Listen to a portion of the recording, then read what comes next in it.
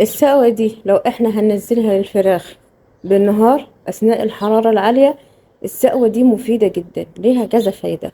أول حاجة هتظبط معايا الوزن، لو الوزن عندي تعبان شوية متأخر شوية السقوة دي هتظبط معايا الوزن. غير كمان إن هي هتظبط معايا الجهاز الهضمي الجهاز المعوي، وهتهدي وتلطف كده معايا أمعاء الفراخ بالنهار أثناء موجة الحر، وكمان هترفع معايا المناعة. السقوة دي لو انا في امكاني انزلها كل يوم انزلها كل يوم، هستفيد منها جدا في فصل الصيف او حتى في فصل الشتاء. طيب ايه هي بقى السقوة؟ مبدئيا كده قبل ما ابدأ الفيديو، لو انتوا بتسمعوا المقطع الصغير من الفيديو، لو بتتابعني من على اليوتيوب فاسم الفيديو هيكون موجود عندك من تحت، اضغط عليه وادخل اسمع باقي الفيديو. ويشرفني ويسعدني وجودك معايا في القناة. ولو انتوا بتتابعوني من على الصفحة من على الفيسبوك فطبعا اكيد هيبقى مكتوب تحت كده تحت الفيديو مشاهدة الفيديو، او حتى لو هي مش مكتوبة اعمل متابعة للصفحة وادخلوا اسمعوا الفيديو عندي على صفحة طيور نورة على الفيسبوك. بسم الله الرحمن الرحيم، اللهم صل وسلم وبارك على سيدنا محمد وعلى آله وصحبه وسلم. فيديو النهاردة هقول لكم فيه عن سقوة حلوة جدا مفيدة للفراخ، لو احنا هننزلها للفراخ، لو قدرنا وفي امكاننا ان احنا ننزلها كل يوم هتظبط معايا الدنيا. يعني لو الاوزان عندي تعبانة هتظبط معايا الأوزان وهترفع كمان المناعة، ومفيدة جدا لو احنا نزلناها بالفراخ بالنهار، هتقلل النهجان عند الفراخ أثناء النهار. السقوة دي أنا مش محتاجة أنزلها أكتر من ساعة أو اتنين في اليوم، يعني مش محتاجة مثلا إن أنا أعملها طول النهار. لو هنقدر إن احنا ننزل السقوة دي كل يوم مفيش منها أي مشكلة، بالعكس هنستفيد منها جدا. ولو مش هقدر أنزلها كل يوم ممكن أنزلها كل يومين كل 3 أيام، المهم إن هي مفيدة جدا للفراخ. لو احنا ما نزلناهاش من بداية الدورة وهنزلها في الوقت الحالي الفراخ عندي في أي عمر مفيش منها مشاكل. ولو أنا لسه منزل دورة جديدة وهستمر على السقوة دي ده يكون مفيد جدا برضو للفراخ. حاليا أنا بسجل دلوقتي والنور قاطع، يعني المروحة اللي أنا مشغلها للفراخ حاليا مش شغالة. فنزلت طبعا السقوة دي الساعة أو الساعتين اللي النور هيقطع فيهم، لأنها هتفيدني جدا في الحرارة العالية. بخصوص بقى موضوع المروحة والتكييف، طبعا أنا قلت لكم في الفيديو اللي قبل ده إن أنا مشغله الفراخ مروحة وتكييف صحراوي، بس الحمد لله اليومين دول الجو بقى كويس، فأنا استبعدت التكييف الصحراوي ومكتفية بس بالمروحة. في بعض الناس بتقول إن المروحة هتضر الفراخ أو التكييف الصحراوي برضه هيعمل مشكلة عند الفراخ. هو من ناحية هيعمل مشكلة لو احنا استخدمنا التكييف او المروحة بشكل خاطئ، انما لو استخدمناهم بشكل صحيح ان شاء الله مش هيحصل مشكلة عند الفراخ، وهيساعدني ان انا انزل درجة الحرارة في المكان اللي انا مربية فيه الفراخ. طب ازاي؟ يعني مثلا العمر الصغير عند الفراخ احنا مش هنشغل فيه مروحة، ان الكتاكيت لسه صغيرة فمش محتاجة ان انا اشغل عليها مروحة. انما في العمر الكبير من عمر 15 ل20 يوم لفوق الفراخ محتاجة درجة حرارة اقل، فبالتالي ان انا محتاجة ان انا لاي وسيلة لو انا ما عنديش مكان مجهز ان انا انزل بيها درجة الحرارة، فالمروحة او التكييف الصحراوي هيساعدوا معايا في الموضوع ده.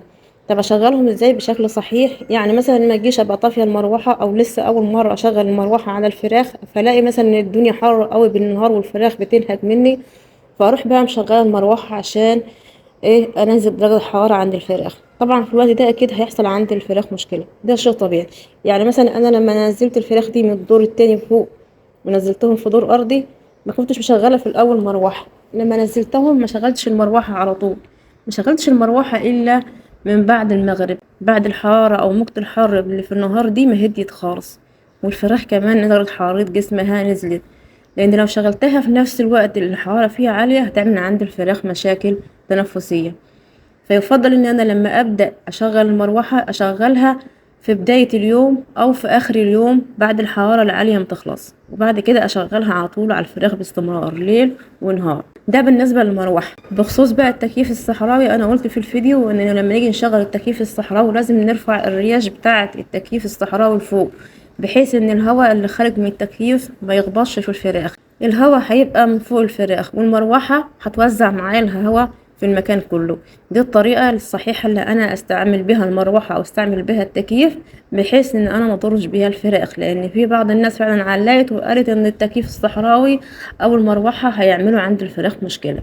عشان ما اطولش عليكم نيجي بقى عند موضوع السوا اللي هو موضوع الفيديو النهاردة. انا بس حبيت الفت نظركم لموضوع المروحة والتكييف ده علشان لو حد قرر ان هو يستعمل مروحة او تكييف ما يستعملهمش بطريقة غلط يضر بيها الفراخ. طب مقادير السوا ايه؟ اول حاجة هنجيب 2 سنتي من الاحماض الامينية، والاحماض الامينيه انا كنت اتكلمت عن فوائدها واهميتها بالنسبه للفراخ في فيديو قبل كده. الفيديو موجود هنا على القناه لو انت بتتابعني من على اليوتيوب، وموجود على الصفحه لو انت بتتابعني من على الفيسبوك.